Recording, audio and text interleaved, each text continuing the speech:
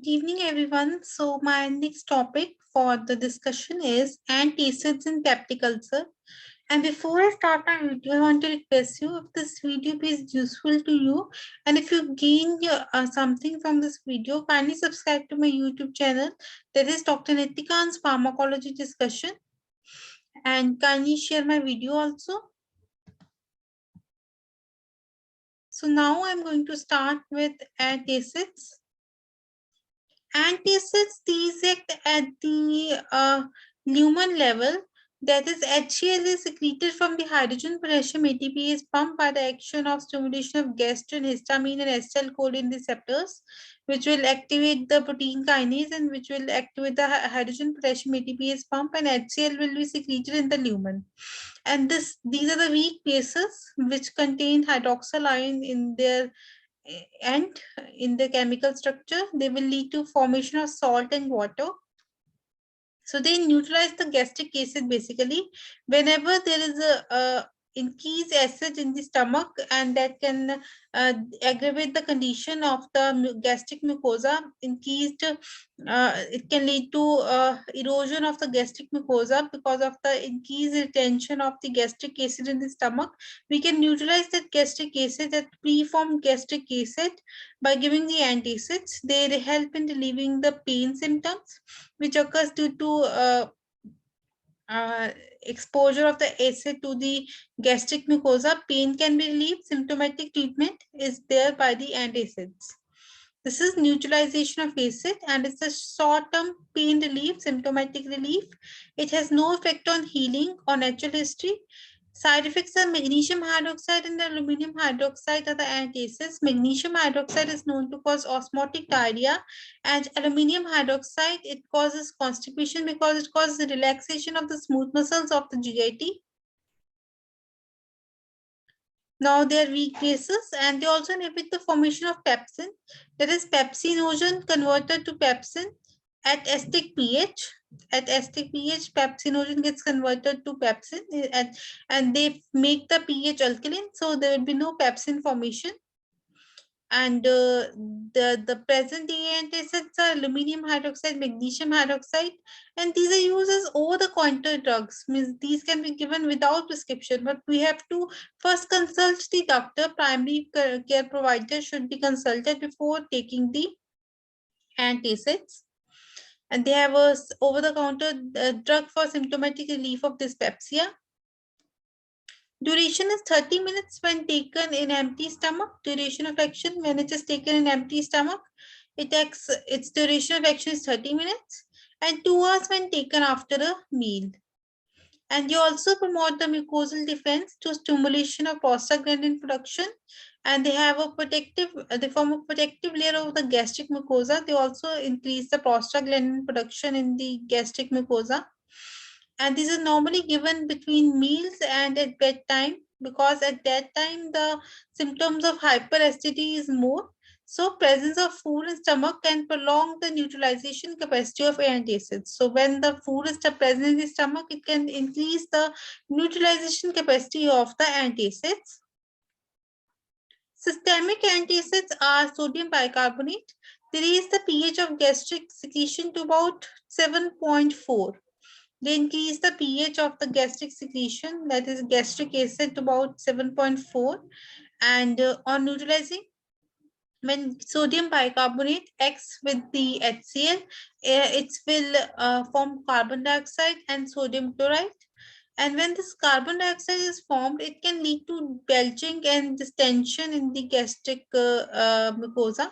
That can lead to perforation of the ulcer also. And means belching and distension is because of the formation of carbon dioxide. And unreacted alkali is readily absorbed in the GI lumen. Now, sodium bicarbonate, which is not reacting with the HCl, it can be absorbed in the GI lumen, and it can raise the pH of the blood also, and it can cause systemic alkalosis, and also alkalinization of the urine can occur. The sodium bicarbonate, which is not reacted with the HCl, it can cause systemic alkalosis and also the alkalinization of the urine after getting absorbed into the GI lumen. After getting absorbed from the GI lumen. Absorption of sodium chloride may increase sodium load. And when the sodium chloride which is formed, when it is absorbed, it can lead to sodium load, increase in sodium ions, and which can cause fluid retention, and that can worsen the condition of the patients of hypertension, because increased sodium ions will be there, and also the congestive heart failure and also renal insufficiency can occur.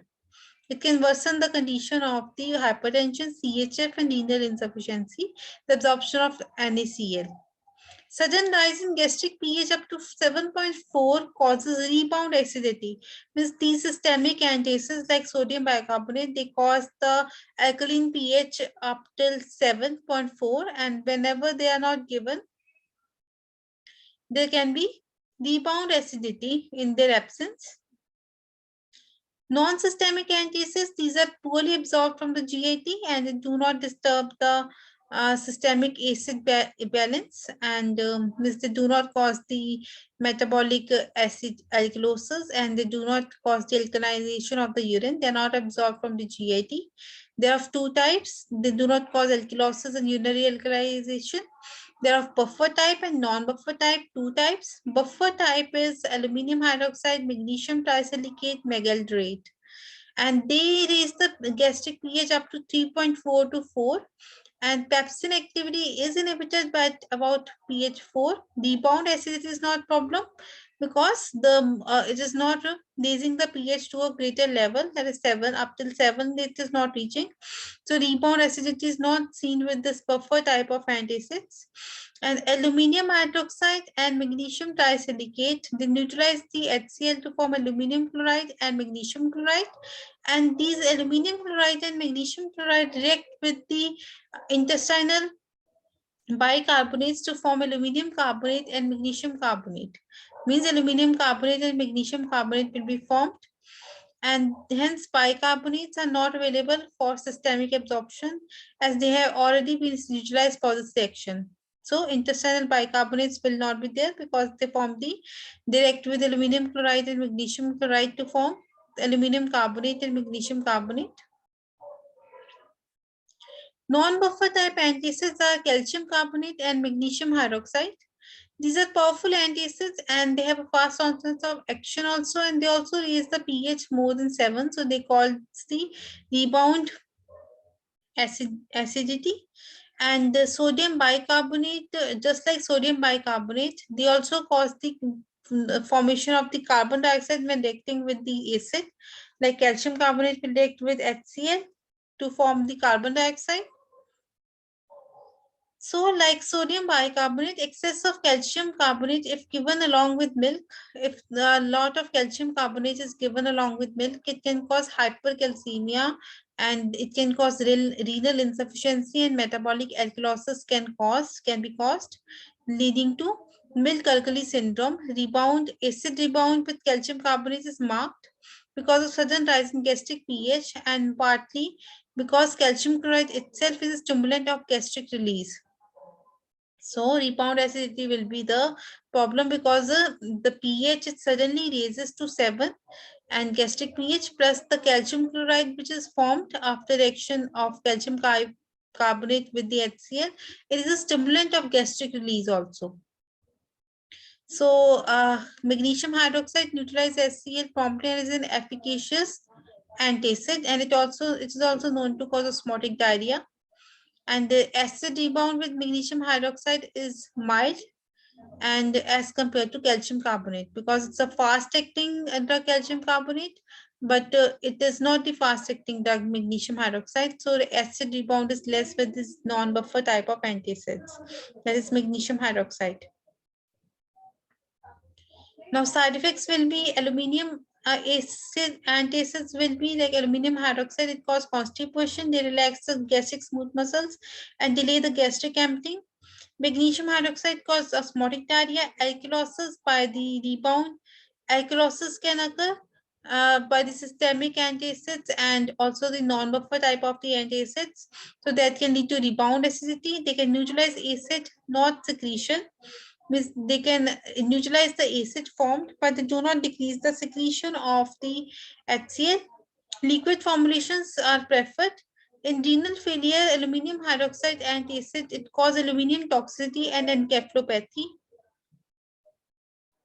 Combination provides a relatively fast and sustained neutralizing acid capacity. Like magnesium hydroxide is rapidly acting and aluminum hydroxide is slow acting. Combination normalizes the normal bowel function. So magnesium hydroxide will cause diarrhea and aluminum hydroxide will cause constipation. So combination will cause the preservation of the normal bowel function.